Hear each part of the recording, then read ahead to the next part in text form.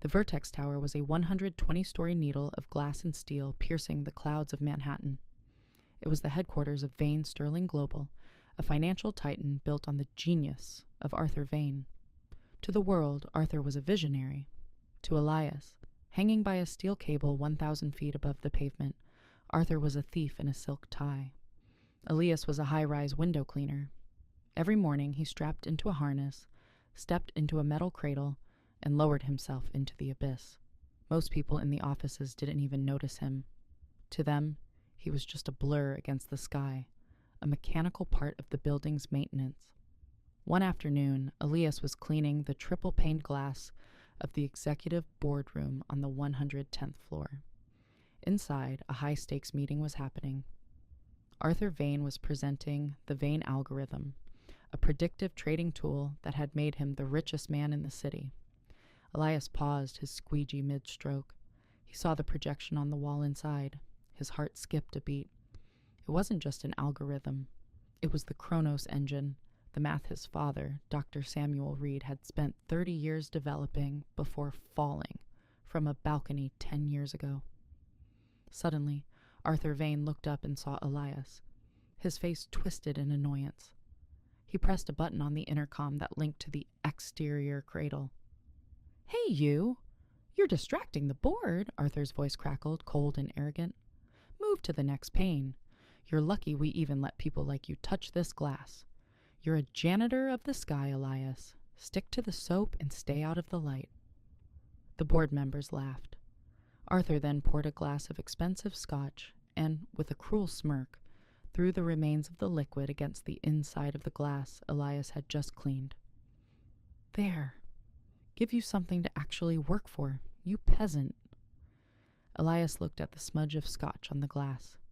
He looked at Arthur's diamond-encrusted watch. He didn't move. He didn't get angry.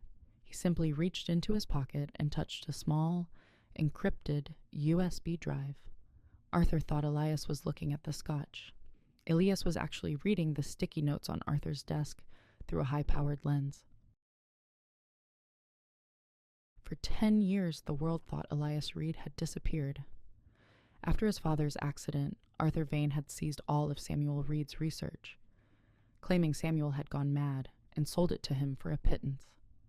Elias had been hunted out of the industry, blacklisted, and left with nothing.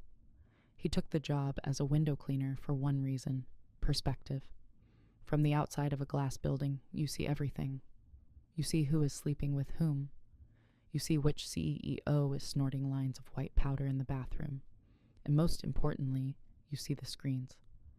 For 6 months, Elias had been cleaning the windows of the 110th floor. Every day, he used a specialized long-range optical sensor hidden inside his squeegee handle to capture the keystrokes and login credentials of Arthur Vane. While Arthur was busy insulting the peasant outside his window, Elias was slowly rebuilding his father's legacy, piece by digital piece. He discovered that Arthur hadn't just stolen the math, he had corrupted it. To make the algorithm more profitable, Arthur had added a predatory lag, a hidden piece of code that stole micropennies from millions of retirement accounts every second. It was the perfect crime, hidden behind a wall of glass, but Elias was the one who kept that glass clear. Elias went home to his tiny basement apartment, filled with servers and high-end monitors. He didn't live like a janitor. He lived like a ghost preparing for a haunting. He stayed up until 4 a.m., stitching the stolen keystrokes together. "Tomorrow is the IPO," Elias whispered to the photo of his father on the wall. "Tomorrow the glass shatters." The day of the Vane Sterling IPO was a global event. The lobby of the Vertex Tower was filled with cameras, celebrities, and the most powerful politicians in the country. Arthur Vane stood at a crystal podium, ready to ring the bell that would value his company at $200 billion. "Today, we bring transparency to the financial world," Arthur proclaimed, his ego filling the room. "We see clearly into the future." High above them, Elias was in his cradle. He wasn't wearing his usual tulum. Underneath his windbreaker, he wore a tailored suit. He lowered himself to the 110th floor one last time. Inside the empty boardroom, the main server was humming. Elias didn't need to go inside.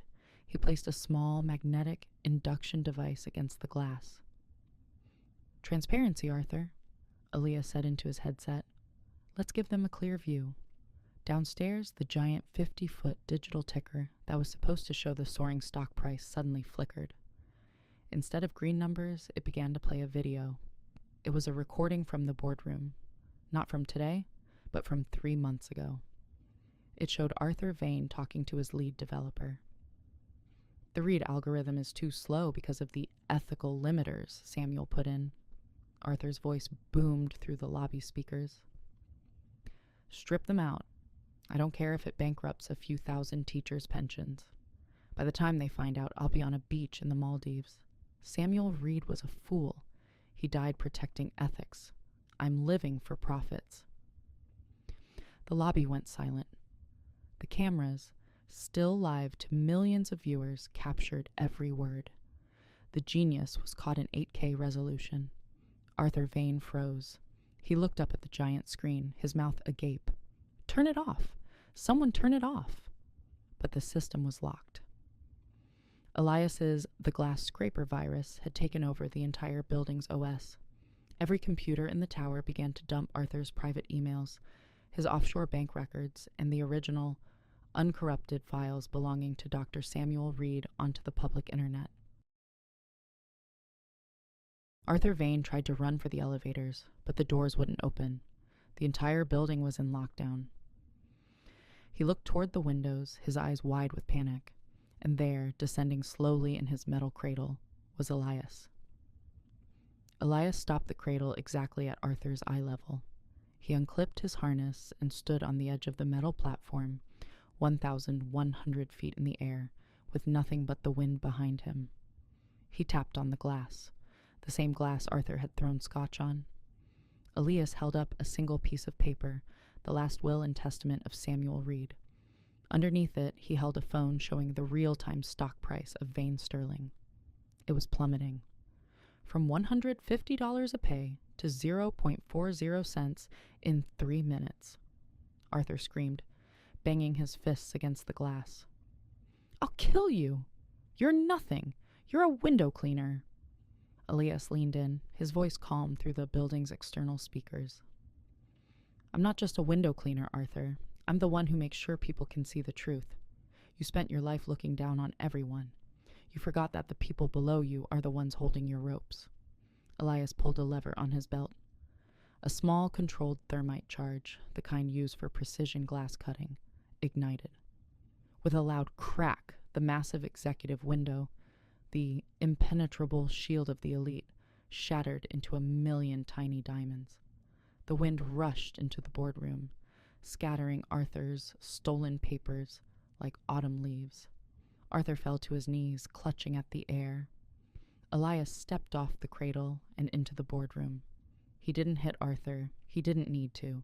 He simply walked over to the main desk, picked up the glass of scotch Arthur had poured for himself, and poured it onto the floor. "You're right about one thing, Arthur," Elias said, looking down at the broken man. "The view from up here is incredible, especially when you're the one who owns the building."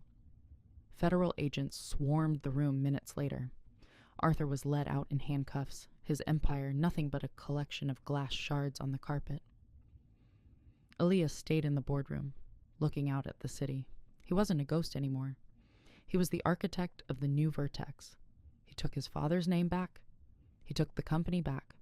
And every morning, before he went to his CEO office, he would stop by the maintenance floor. He would shake the hands of the window cleaners, the janitors, and the invisible people.